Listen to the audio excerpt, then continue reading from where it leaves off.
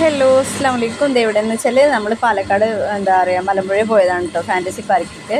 പക്ഷെ നമ്മളവിടെ ഇറക്കി തന്നൊന്നുമല്ല, ഉഷ തന്നൊന്നുമില്ല. അങ്ങനെ ഓരോരോ പണികളുണ്ടെന്ന് പറഞ്ഞാൽ അങ്ങനെ പോയി.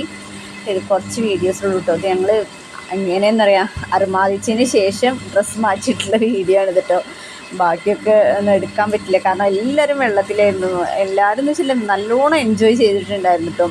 കാരണം എന്താ പറയുക മിച്ചു തൊട്ടിട്ട് മേരിപ്പ് വരെ ഉണ്ടായിരുന്നു.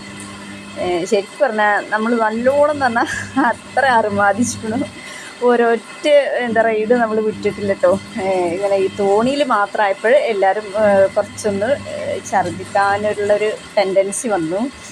ബാക്കി എല്ലാം അടിപൊളിയായിരുന്നു കേട്ടോ. തോണി മാത്രം നമ്മളൊന്നും ചുറ്റിച്ചു.